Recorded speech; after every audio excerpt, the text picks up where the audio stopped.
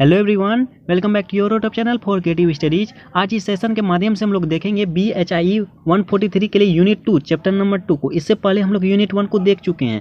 Okay, आज हम लोग यूनिट 2 को देखेंगे जिसका नाम है पर्यावरण और प्रारंभिक समाज, फर्स्ट आखेटक संग्रह एवं यायावार यानी खानाबदोश समाज। इसमें हम लोग देखेंगे, जैसे कि देखिए आपका टॉपिक है 2.2 में ऐतिहासिक स्रोतों की प्रकृति। देखिए ये ऐतिहासिक स्रोतों की प्रकृति के बारे में मैं इसे बता देता हूँ क्या होता है ऐतिहासिक मतलब इसमें क्या कहता है कि जो इतिहास के बारे में ऐसे कौन कौन से स्रोत हैं जिसके बारे में हम लोग इतिहास के बारे में जान सकते हैं। जैसे आपका कोई से औजार हो गया, कोई पत्थर हो गया, कोई पुरातत्व हो गया, कोई अभिलेख हो गया, उसके माध्यम से हम लोग इतिहास के बारे में जानते हैं। वो स्रोत होती है। ऐतिहासिक स्रोतों में ऐसा काल आता है जैसे प्रागैतिहासिक काल ऐसा काल माना जाता है जहाँ पे सिर्फ औजार वगैरह से हो और लेकिन कोई लिखित संविधान नहीं, लिखित प्रमाण ना हो, यानी कि ऐसा सिर्फ औजार हो, सम्मान हो, सामग्री मिलेगा लेकिन कोई लिखित प्रमाण नहीं मिलता है, तो वो प्रागैतिहासिक काल में आता है। वही ऐतिहासिक स्रोतों के अंतर्गत आता है, वही ऐतिहासिक स्रोतों की प्रकृति के अंतर्गत आता है। इसमें इस टॉपिक में जो सबसे मोस्ट इंपॉर्टेंट रहेगा आपका आखेटक संग्रह। आखेटक संग्रह क्या होता है? आखेटक मतलब होता है कि ऐसे मानव जो आमतौर पर बेसिकली जो है ना जंगली जानवरों पर आश्रित होता है, उस पर ही निर्भर करता है, उसी को मारकर खाया करते थे, उसी को कहते हैं आखेटक संग्रह। इसमें हम लोग देखेंगे जैसे पुरातत्व, पुरापाषाण संस्कृतियाँ, मध्यपाषाण संस्कृतियाँ, हम लोग एक एक करके बारे में जानेंगे आखेटक संग्रह के बारे में, सभी संस्कृतियाँ वहाँ के बारे में। ठीक है ना, चलिए सबसे पहले हम लोग देख लेते हैं 2.3 में क्या कहा जाता है। देखिए जैसा आप स्क्रीन पे देख पा रहे हैं 2.3 में आ चुके हम लोग आखेटक संग्रहक। आखेटक संग्रहक इसमें क्या कहते हैं? देखिए अन्य जानवरों की तरह मानवों के लिए जीविका का प्रारंभिक तरीका शिकार और संग्रह था। जैसे मैंने अभी जस्ट बताया कि आखेटक संग्रह का मतलब होता है मानव जो है बेसिकली आमतौर पर जो है वो जानवरों पर ही आश्रित होते हैं, उसके शिकार पर आश्रित होते हैं, उसके संग्रहण पर आश्रित होते हैं। ओके, उसके बाद जीविका की इस विद्या को मानव जाति के सामाजिक विकास का पहला चरण माना जाता है। ये जीविका की तरह से, इस हम लोग विद्या की तरह से जो ना मानव जाति के लिए ये पहला चरण माना जाता है कि वो आखेटक संग्रहक के रूप में जीवन यापन करते थे। वो उसका प्रारंभिक तौर जो था वो शिकार ही था। ठीक है, इसका पहला चरण यही माना जाता है। यह चरण मानवता के इतिहास के बाद के चरणों की सूक्ष्म अवधि की तुलना में सबसे लंबे समय का तक कायम रहा। ये जो है मानवता के इतिहास के लिए, मानव जाति के इतिहास के बारे में बताया जा रहा है। ये ऐसे चरण है जो छोटी अवधि, ठीक है, छोटी अवधि, सूक्ष्म मतलब छोटी अवधि की तुलना में ये बहुत लंबे समय तक चलता रहा था। ओके, उसके बाद आखेटक संग्रह में भी कुछ क्षेत्र भिन्नताएं थी। मतलब जो आखेटक संग्रह जो होती थी कि आमतौर पर जो जंगलों पर शिकार क्या करते थे उसके भी अलग अलग तरीके से क्षेत्र हुआ करते थे, उसमें भी भिन्नताएं थी। कहीं ऐसा क्षेत्र था, ऐसा कहीं पे वहाँ के ऐसे जानवर पाए जाते थे, वहाँ पे अलग अलग इस तरह से होती थी। और कुछ जो होते हैं जिसमें वहाँ पे जो खुली जगहों पर वो शिकार करते थे, या तो वहाँ रहने के लिए गुफा बना लेते थे, ठीक है, उस पर रहते थे। आखेटक संग्रह प्राप्त करने के लिए मतलब शिकार करने के लिए वो गुफाओं का भी इस्तेमाल किया करते थे।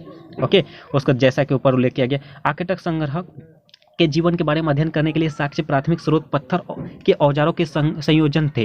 देखिए इतिहास के बारे में हम लोग किस तरह से समझ सकते हैं, जान सकते हैं, वो तो या तो कोई पुरातत्व हो, अभिलेख हो, कोई ना कोई स्रोत हो, पत्थर हो, इसी के बारे में आखेटक संग्रह के बारे में पता चलता है। किसके माध्यम से? एक औजार है पत्थर के माध्यम से। वो प्राथमिक स्रोत वही है पत्थर।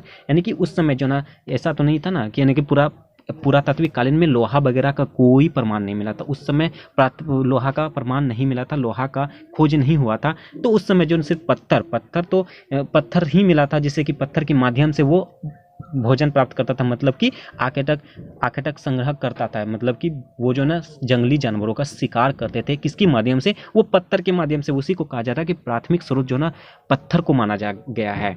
इन पत्थर के औजारों के लिए न केवल विभिन्न प्रकार की सामग्रियां यानी पत्थर का उपयोग किया गया था, बल्कि इस प्रकार के दौरान अनेक प्रयास किए गए थे। सिर्फ वो जो ना औजार, ये पत्थर जो है सिर्फ जानवरों का शिकार करने के लिए नहीं, बाकी और भी चीज़ों के लिए, बहुत ही चीज़ों के लिए इसके दौरान जो ना अनेक कार्य किए गए थे। अब देखिए इसमें क्या कहते हैं, पुरापाषाण संस्कृति में इसमें देखिए आप लोग क्या कहते हैं इसका।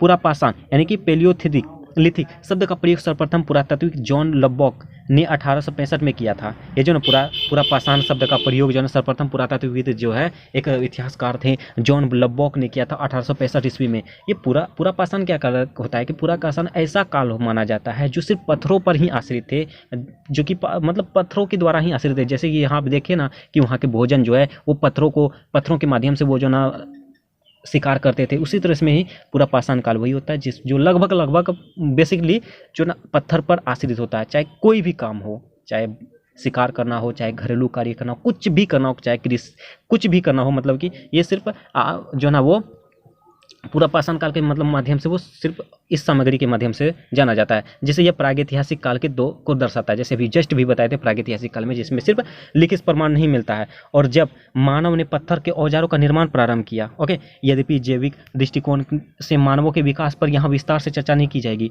इसके बारे में मतलब नेक्स्ट सेशन में बताया गया। और ये जो है BHIC 102 जिसका हिस्ट्री ऑनर्स पेपर है BHIH उसमें बताया गया है। ओके, लेकिन इस तथ्य का उल्लेख करने की आवश्यकता है कि इस विकास की प्रकृति केवल जैविक थी। इसका जो है ये उल्लेख किया जाता है, ये प्रमाण बताया जाता है। इसकी आवश्यकता इसलिए है कि इसके विकास की प्रकृति जो है ना केवल जैविक थी।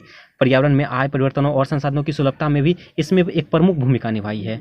ओके, पहले नदी के किनारों पर जमेट, तलहटी या अवसादों में पाए जाने वाले विभिन्न प्रकार के पत्थरों के औजारों के संयोजन के तुलनात्मक स्तरीय संदर्भों के अध्ययन के आधार पर निम्न पूरा पाषाण काल की स्थिति निर्धारित की जा सकती है। वहाँ के पहले जो है ना, पहले क्या कहते हैं, नदी किनारों पे होती थी तलहटी या अवसादों, यानी अवसाद जो होते हैं ना, प्रमाण होती है, उसके पाए जाने से विभिन्न प्रकार के पत्थरों का हम लोग को पता चल जाता है।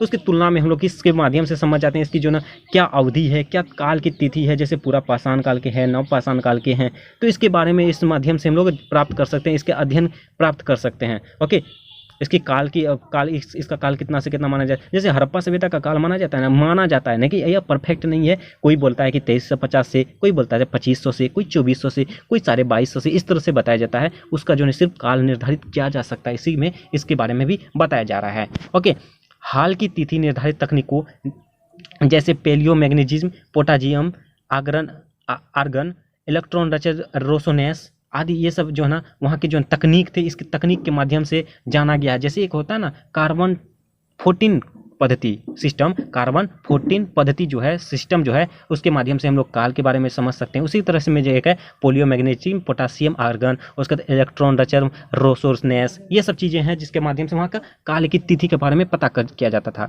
ओके, उसके बाद पूरा पाषाण काल आरंभ 10 लाख वर्षों से भी आगे चला गया है। इसके माध्यम से इसकी तिथि के बारे में पता चला, ये पूरा पाषाण काल जो था वो 10 लाख वर्षों से पहले चला गया था। ओके, प्रारंभिक शोधों ने में मानव जीवन पर ध्यान केंद्रित न कर पत्थर के औजारों के संयोजनों के संग्रह पर ज़्यादा जोर दिया था। ओके, इसके पत्थरों के औजारों पर जो है काफ़ी ज़्यादा ध्यान दिया था इसके बारे में, ताकि हमें और भी सही तरीके से और भी ज़्यादा कुछ जानकारी मिले। पूरा पाषाण संस्कृति को अन्य मानदंडों के साथ औजारों के प्रकार और आवास की प्रकृति के आधार पर 3 चरणों में विभाजित किया गया है। यानी पूरा पाषाण संस्कृति जो है, पूरा पाषाण कल्चर जो है, उसके मानदंडों को देखते हुए इन औजारों को जो 3 भागों में विभाजित किया गया है। वो कौन कौन से हैं? 3 चरणों के दौरान तकनीकी विकास की सतत प्रक्रिया देखी गई है। तीनों चरण में जो ना लगातार जो है इसमें काफ़ी ज़्यादा वृद्धि होती गई, इसके बारे में तकनीकों में काफ़ी ज़्यादा प्रोग्रेस किया।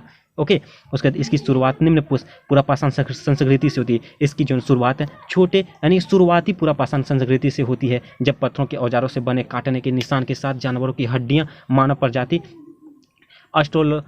ऑस्ट्रेलोपिथेकस गरही के जीवाश्म के समय पाई गई है। इसमें जो ना पूरा पाषाण के निम्न समय में कहा जाता है कि जो उसमें जो ना शिकार क्या करते थे, जानवरों का शिकार करते थे, किसके माध्यम से? पत्थरों के माध्यम से। तो उसके माध्यम से ही पता किया गया, जैसे कि ऑस्ट्रेलिया के एक जो है पिथिकस है, उसके समीप में जो है ना एक इसके बारे में पता किया है, जैसे यहाँ पे बताया जा रहा है। ठीक है ना, उसके हड्डी पाया गया है, जानवरों के हड्डी जैसे शिकार करके, हड्डी तो नहीं खा पाएगा इसलिए हड्डी पाया गया है। हड्डी के माध्यम से हम लोग भी इतिहास के बारे में जान सकते हैं।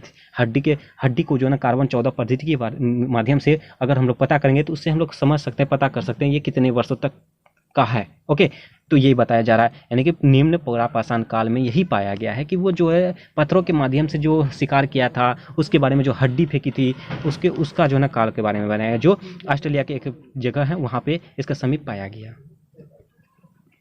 उसके बाद कहता है सर्वप्रथम पत्थर के खंडक या चॉपिंग औजार ओल्डवाइज गोर्ज तंजानिया में पाए गए। ये जो है आपका सर्वप्रथम पत्थर का नाम है खंडक या चॉपिंग एक औजार थे, पत्थर टाइप का ही था, जिसका यहाँ देखिए चित्र बनाया दिया गया है। ठीक है ना, देखिए चॉपर यही है, देखिए किस तरह से ये पकड़ के बस मार देता था, किसको? जानवर को। हाँ, तंजानिया में ये पाया गया था। इसलिए इस प्रकार के औजारों को आल्डोवान औजार यानी कि सरल खंडित और पतले सल्क हटाकर बने पत्थर के औजार होते हैं। जैसे देखिए ना, ये पत्थर को क्या किया था, यहाँ पे ये पूरा एक प्रकार का पत्थर हुआ करता था, इस आकार का तो पत्थर होगा नहीं, इसको तोड़ते देखिए इस तरह से नोकीला बना दिया है। नोकीला बनाया ताकि यहाँ जो ना इस तरह से यहाँ इतना तक हाथ में पकड़ लेगा, उसके बाद ये मारेगा, ताकि ये जो ना घाव की तरफ में पतला नोक होकर उसका अंदर चला जाए। तो इस तरह से इस आकार के बनाया गया था, ठीक है ना। तो ये बातें हैं। उसके बाद आगे कहा जाता है औजार बनाने की तकनीक में प्रगति के आधार पर होमो इरेक्टस के द्वारा इस्तेमाल की गई एग्नोसियन तकनीक की एक प्रमुख विशेषता हस्त कुठार को आकार देने के लिए बड़े सल्कों का उत्पादन था। ये जो इस प्रकार की जो आकृति जो है, इस प्रकार का तकनीक जो है आखिर कहाँ से आया है, इसमें जो है इसके बारे में बताया गया है। कौन, किसके द्वारा? होमो इरेक्टस के द्वारा जो है ये बताया गया था। इसका इस्तेमाल जो है कौन से तकनीक के द्वारा? इसका नाम है आपका एल्सुनियन। इसकी तकनीक के प्रमुख विशेषता के बारे में हस्त कुठार के माध्यम से किया गया था। उसके हस्त कुठार मतलब हाथों के द्वारा बनाया गया था, उसके आकार को बनाया गया। ओके, इन हस्त कुठारों का इस्तेमाल एक औजार एवं हथियार दोनों के रूप में किया जाता था। ये हस्त कुठार जो है इसका इस्तेमाल औजार एवं हथियार, यानी कि हस्त कुठार मतलब इसको हस्त कुठार एक प्रकार का आप बोल सकते हैं इसको कि जिस तरह से चॉपर है ना, इसको भी हस्त कुठार बोल सकते हैं। ये हाथों के द्वारा बनाया गया था, तो हस्त कुठार आ गया। ये जो है सिर्फ जानवरों का शिकार करने के लिए नहीं बल्कि हथियार के रूप में भी कर सकते थे। क्या करते थे? हस्त कुठार के साथ साथ विदारनी, कुरचुनियाँ और एक तरफा कुरचुनियाँ अन्य औजार थे। ये सभी औजार के नाम है, ठीक है ना। इस काल से बनाए जाते थे। मानवों के आहार में मांस के शामिल होने के अन्य सामाजिक परिवर्तन हुए। मानवों के द्वारा आहार के रूप में जो ना मानव के जीवन के खाने के लिए रूप में ये मांस के रूप में जो ना जानवरों का मांस हो गया, उसके शामिल के लिए एक सामाजिक परिवर्तन आ गया। यानी कि पहले क्या करते थे, सिर्फ इधर उधर घास फूस वगैरह खाते थे। उसके बाद धीरे धीरे वो प्रोग्रेस किया। प्रोग्रेस करने के बाद वो जानवरों का शिकार करने लगा, उसके बाद वो मांस खाने लगा। इस तरह से समाज में काफ़ी ज़्यादा परिवर्तन होने लगी। ओके, और उसके बाद एक विशिष्ट औजार कीट का विकास हुआ। इस प्रकार जो है काफ़ी ज़्यादा औजार का लगातार वृद्धि होने लगा। धीरे धीरे मानव का जो ना प्रोग्रेस करने लगा, उस तरह से कीट का विकास हुआ। इस काल में जीविका निर्वाह के स्वरूप शामिल थे, जैसे कि आपके देखिए कीट का नाम है आखेट या शिकार, यानी कि आखेट या शिकार वही हुआ। जैसे बता दें अवशेष जीवितता, पौधे का संग्रहण, तो ये कीट का उत्पादन कर दिया। जब होमो इरेक्टस अफ्रीका से बाहर चले गए, यानी होमो इरेक्टस जब वो अफ्रीका में रहते थे, वो जब बाहर चले गए वहाँ से,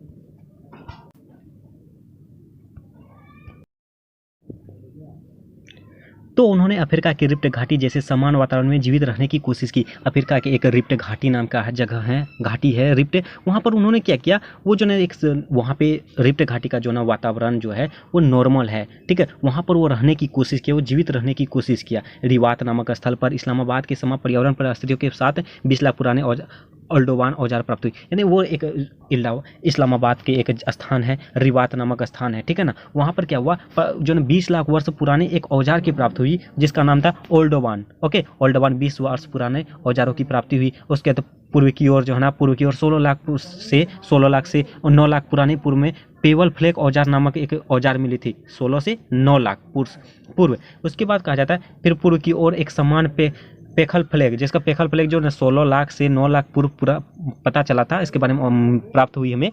उसके बाद ये फेला फ्लैग जो ना ये कहाँ पर मिली थी, शिवालिक की पहाड़ियों से प्राप्त हुआ। शिवालिक पहाड़ी है जो हिमालय के एक भाग है, ठीक है। हिमालय जो है वो बेसिकली कहाँ पर पाया जाता है, वो नेपाल में है। ये भारत के पूर्व दिशा में है, ठीक है।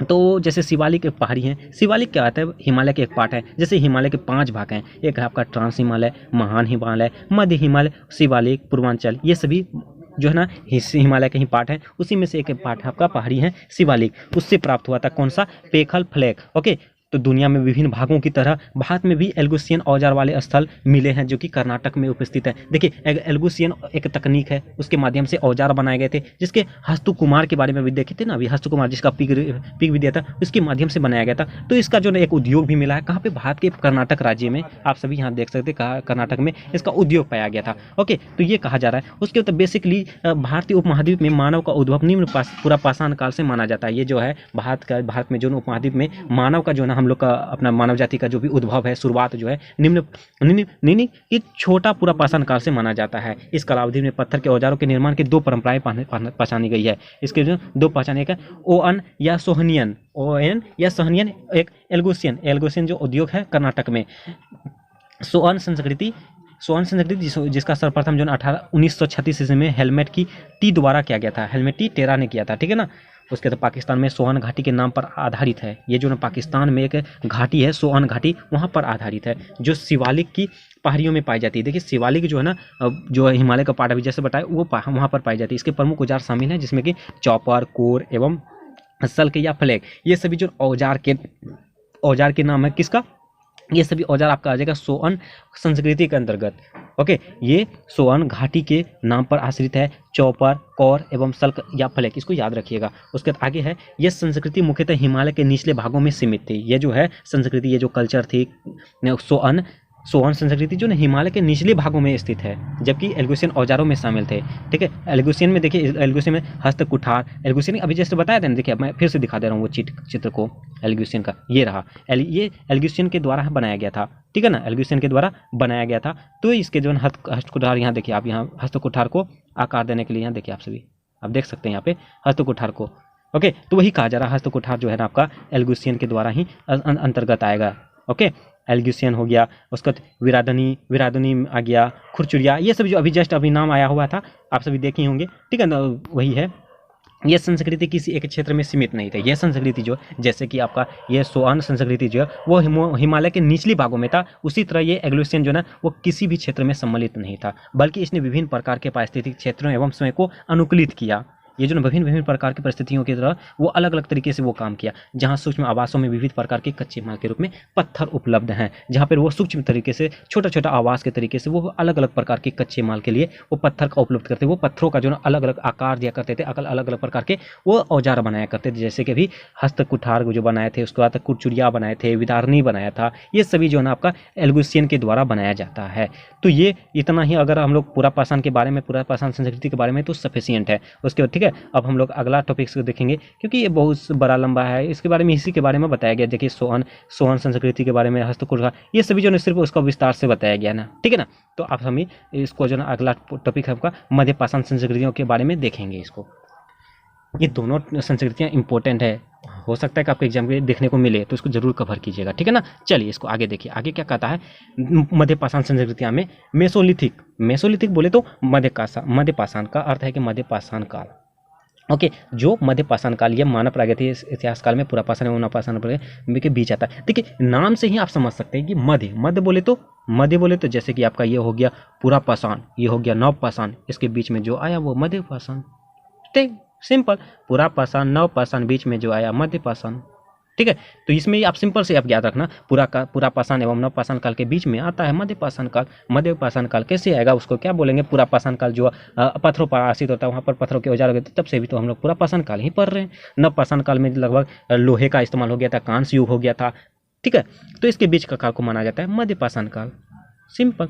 हिमयुग के अंत गर्म मौसम की परिस्थितियों की शुरुआत और समुद्री स्तर पर वृद्धि के साथ इस काल में औजारों का आकार काफ़ी हो गया, काफ़ी ज़्यादा इसका औजार जो है ना काफ़ी ज़्यादा विस्तार करने लगा। मध्य पाषाण काल में इसका विस्तार जो है ना काफ़ी ज़्यादा बढ़ने लगा, इसके औजारों की शुरुआत जो है ना बनने लगी। जैसे पूरा पाषाण काल में ही औजार बनना स्टार्ट हो गई थी, उसके बाद धीरे धीरे जो वो मध्य काल में जो काफ़ी ज़्यादा विस्तार हुई। उसके बाद नव पाषाण काल जब आया वो तो पूरा सब कुछ प्राप्त कर लिया, लोहा प्राप्त कर लिया, चांदी उंदी सब कुछ प्राप्त कर लिया। ठीक है, तो इसमें कहा जाता है, देखिए ये सब जो है ना आपका ज्यामितीय सूक्ष्म के आकार का जो है ये औजार हैं। यहाँ पे आप देख सकते हैं, इसका टॉपिक आएगा, इसलिए मैं इसको थोड़ा सा दिखा दे रहा हूँ ताकि आपको समझने में आसानी हो।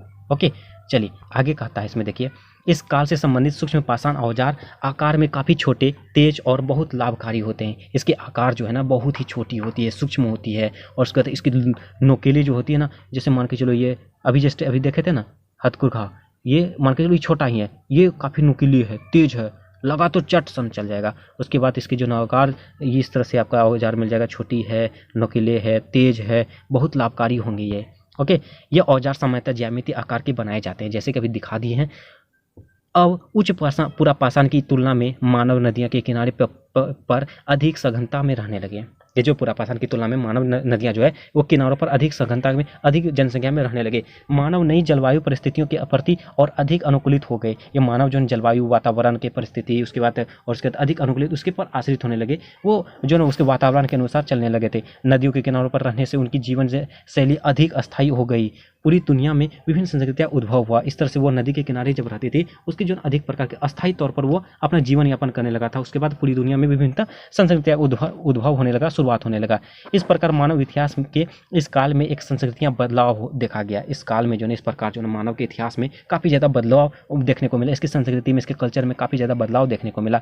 दक्षिण भारत में मानवों ने सूक्ष्म औजारों का निर्माण लगभग 35,000 वर्ष पूर्व करना आरंभ कर दिया था। यानी भारत के जितने भी मानव हैं वो छोटे छोटे औजारों का निर्माण लगभग जो है 35,000 वर्ष पूरा करना स्टार्ट कर दिया था। सूक्ष्म पाषाण औजारों वाले स्थल किसी विशेष इलाके या क्षेत्र तक सीमित नहीं थे। ये छोटे छोटे औजार जो हैं वो किसी स्थल तक सीमित नहीं थे, वो भारत के कहीं भी बना सकते थे। वो पूर्व से लेकर भारत के सुदूर दक्षिण तक वो फैले हुए थे, पूरा भारत में भी कहीं भी बना सकता था ये। ओके, यद्यपि मानव जीवन के आकटक संग्रह चरण में ही बना रहा, परंतु इस चरण के दौरान शिकार के स्वरूप परिवर्तन देखा गया। ओके, हमारे पास मध्य पाषाण काल से संबंधित आरंभिक शैल कला के नमूने उपलब्ध हैं जो बदलते भौतिक और पारिस्थितिक कारकों पर प्रकाश डालते हैं। यह शैल चित्र अपने आप में ही मानव परिवर्तन अंतर संबंधों में महत्वपूर्ण संस्कृतियां विकास को परिलक्षित करते हैं। ओके, ये सभी चित्रों के माध्यम से जो ना धीरे धीरे वो काफ़ी ज़्यादा प्रोग्रेस करने लगा। अब कुछ विद्वानों के द्वारा कहा जाता है, जैसे मिश्रा के अनुसार कहा जाता है, भीमबेटका और अन्य गुफाओं का एवं शैलाभ्रमों के शिकार दृश्य भाला, धनुषों एवं तीरों के साथ विभिन्न प्रकार के शिकारों को दर्शाते हैं। सभी को सूक्ष्म पाषाण औजार से नोकदार और कांटेदार बनाया गया। देखिए, भीमबेटका क्या होता है? भीमबेटका एक गुफा है, ठीक है। भीमबेटका एक गुफा है, गुफा का नाम भीमबेटका है। और इसके अलावा और भी बहुत सारे गुफाएं थे, उसमें जो नल्ला भरवियों के शिकार करने के लिए जो है बहुत प्रकार के औजार देखने को मिले। क्योंकि मध्य पाषाण काल में औजार की स्थापना होने लगी, औजार बनने लगा था। चाहे धनुष हो गया, तीर हो गया, भाला हो गया, ये सभी जो अलग अलग प्रकार के जो है शिकार करने के लिए ये सब औजारों का इस्तेमाल क्या करने लगे थे। उसके बाद ये काफ़ी ज़्यादा नोकेदार भी होते थे, कांटेदार होते थे। कोई जैसे भाला हो गया वो नोकेदार होते थे, कांटेदार मतलब काटने वाले थे, तीर हो गए, सभी ये सब जो ना शिकार औजार पर डिपेंड करता था, ठीक है ना। तो महिलाओं शिकार घेरने में भाग लेते हुए दिखाए गए। उसमें जो महिलाओं भी शिकार करने के लिए जो ना काफ़ी ज़्यादा योगदान दिया था, काफ़ी ज़्यादा भाग ली थी। इस संबंध में ऑचलिन ने उल्लेख किया। यदि ऑचलिन जो है एक विद्वान थे, उन्होंने उल्लेख किया, उन्होंने बताया कि मध्य भारत के गुफाओं में मृत्यु के दृश्य उन सभाओं को दर्शाते हैं कि जिनमें कई परिवार या लोगों के छोटे समूह शामिल हो रहे होंगे। मतलब इसमें बताया गया कि उसके जो कई गुफाओं में कभी कभी जो गुफा में कैद ही रह जाते थे, इससे भी मृत्यु हुई थी। इसके बारे में भी पता लगता है। इस तरह के मौके दुनिया कई भागों में आकटक संग्रहों को प्रदान करने के लिए जाने जाते हैं। महत्वपूर्ण और मूल्यवान वस्तुओं के विनिमय और परिवार के नज़दीकी संबंधियों या स्थानीय समूहों पर वृहद सामाजिक बंधनों का मजबूत किया जा सकता है, ठीक है। ये सभी चीज़ें हैं। ओके, तो ये मध्य पाषाण काल में ये सब चीज़ें आते हैं। उसके देखिए आगे में क्या करता है। देखिए ये जो है ना आपका चित्र, देखिए चित्र क्या है। चित्र में जो है इसमें क्या है, सिंह वाले सुअर का चित्र है। ये सिंह जो है ना आपको सिंह वाले सुअर का चित्र बनाया गया। ये गुफा है। गुफा कौन से गुफा में आते हैं? ये भीमबेटका गुफा में है। ये भीमबेटका गुफा का चित्र है, जिसमें सिंह वाला जो है ना आपका सुअर का चित्र मिला है। यहाँ पे आप देख सकते हैं। ओके, भीमबेटका के माध्यम में बनाया गया था। उसके बाद यहाँ देखिए ये भी आपका जो ना ये भी चित्र वही है भीमबेटका का गुफा का बारे में, ठीक है। तो ये रहा आपका भीमबेटका के बारे में और मध्य पाषाण के काल के बारे में। तो यही था आपका आज के सेशन में, पूरा पाषाण और नापाषाण संस्कृतियाँ के बारे में, ये आकटक के बारे में, आकटक संग्रह के बारे में, ठीक है ना। तो आप इसको जरूर कंप्लीट कर लीजिएगा, इंपॉर्टेंट रहेगा। आप देखने में कितना इंटरेस्ट भी लगा, स्टोरी अच्छा था, है ना। चलिए, तो बस इस यूनिट में हमको यही ज़्यादा इंपॉर्टेंट भी लग रहा था और काफ़ी इंपॉर्टेंट भी है। इससे जो ना आपको कम से कम एक जो ना या तो एक पूछ सकता है या भी एक पूछ सकता है। इसको देख लीजिएगा, ठीक है ना। एक बार हो सके तो फिर से रिवीजन कर लीजिएगा। ओके, तो बस आज के सेशन में इतना ही रहने देते हैं। और एक आपसे निवेदन है, मेरा एक्सप्लेनेशन कैसा रहा प्लीज़ कमेंट करके बताएं और मोटिवेशन मिलेगी इससे। और जो भी इस चैनल में न्यू है प्लीज़ चैनल को सब्सक्राइब कर लीजिए, बेल आइकन को जरूर हिट कीजिए और वीडियो पसंद है तो लाइक कीजिए और अपने दोस्तों को भी शेयर जरूर कीजिए। चलिए मिलते हैं नेक्स्ट सेशन में, तब तक के लिए थैंक यू।